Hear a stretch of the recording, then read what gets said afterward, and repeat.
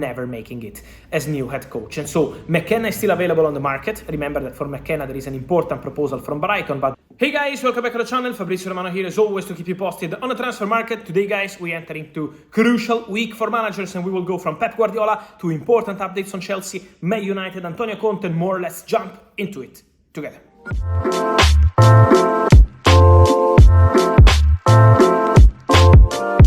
And so guys, let me start today's video by mentioning the manager's situation, because many things are happening on managers around Europe. This week, Hansi Flick will officially become the new Barcelona manager, replacing Xavi. It's just time to sign the contract till 2026, 2-year contract for Hansi Flick at Barcelona, and then he will be the new manager. Everything is done, also the staff is sorted, and so good luck to Hansi Flick, who will be new Barcelona manager, and good luck to Vincent Kompany, who will be the new manager of Bayern. The agreement is done. In this case, between Kompany and Bayern is a 3-year contract, 12 million euros compensation to Burnley.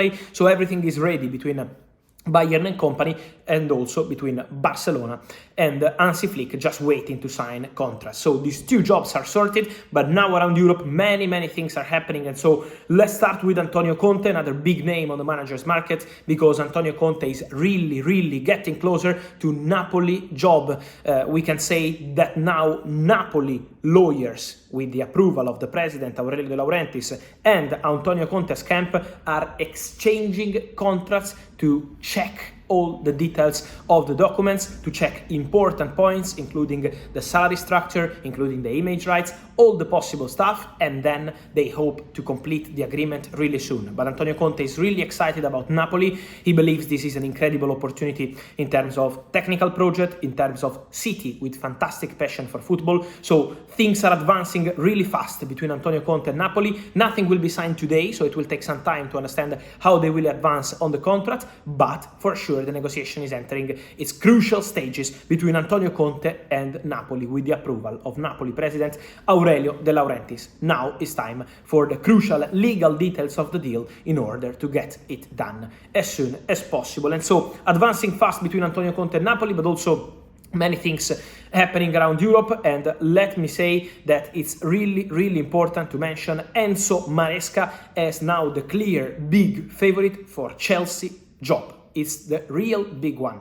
Guys, I told you in the recent days that Chelsea had very clear ideas on kind of coach they wanted, a young coach, but also with experience in England. This is why, for example, Chelsea never really considered Ruben Amorim as a candidate for the job. We had some rumors on Amorim, but he was never in the frame.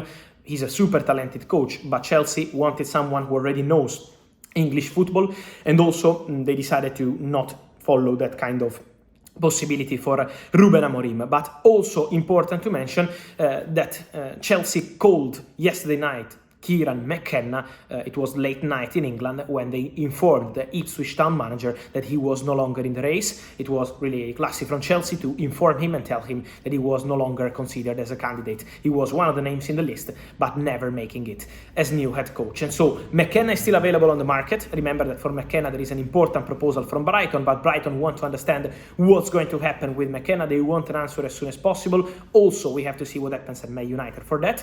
But for Chelsea now, Enzo Maresca is the clear favorite. So what's going on between Chelsea and Maresca? Talks already took place and it was really positive over the weekend. Maresca is considered not just a young coach, but a talented coach. He has already some experience, obviously, very good job at Leicester City. He was head coach at Parma. He used to work in the staff of Pep Guardiola at Manchester City. So Enzo Maresca is considered a really talented manager with possession as a crucial point. This is something that Chelsea really wanted, but also Enzo Maresca already knows some of the players who are at Chelsea. He used to be with them, for example, when it was time for a Manchester City academy, players like Romeo Lavia, players like Cole Palmer. But it's not just about that. Chelsea are convinced that he's really talented coach, and many clubs were interested in Enzo Maresca, because also some other English club in the recent months asked about the situation of Enzo Maresca, and also Sevilla. They tried to appoint Enzo Maresca as new head coach, but he only wanted to continue in England to have this possibility to be in Premier League, in that case with Leicester. But now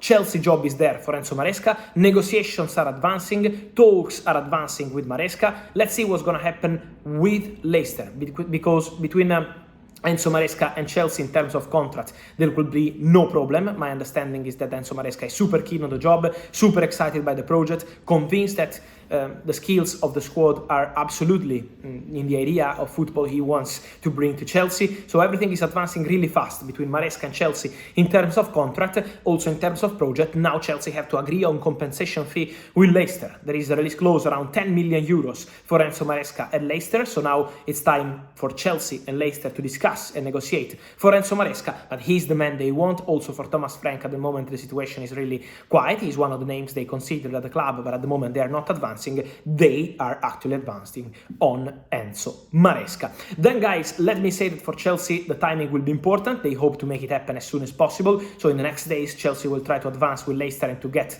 this one done. Also for Manchester United, we are entering into a really crucial moment, because for Man United this week is going to be the time for the truth on Erik ten Hag. There is an internal review. The discussion internally starts today. So Man United today and in the next days will discuss about many things: the injury situation, the transfer market, many things, reviewing the current season, but also crucial, the manager position. So they will decide on Erik ten Hag whether they want to fire him or not. They already had conversations with agents of some managers to be informed on some managers. So they were already preparing for a potential decision to fire Erik ten Hag, but now it's time for Man United to make final decision, inform Erik ten Hag, inform his staff, and decide what they want to do for the future. So crucial week for Erik ten Hag future at Manchester United. Stay tuned, because there is really an open situation around ten Hag, and the conversation between Man United and other managers, their representatives, is something really important to mention, because it means that the situation is really open around the Dutch manager. And then guys, many of you asking me about another situation, the one of Pep Guardiola. Many reports. One day we are hearing there is a new contract negotiated with Manchester City. One day we are hearing he's leaving Manchester City. The reality, guys, from what I'm told, is that as of today, Pep Guardiola is not negotiating a new contract at Manchester City. Pep is not in talks with Man City over a new deal. Nothing will happen now or in the next weeks. This is the expectation. Pep is really focused on the next season at Manchester City, but the feeling is that nothing will be negotiated now between Pep and City in terms of new contract.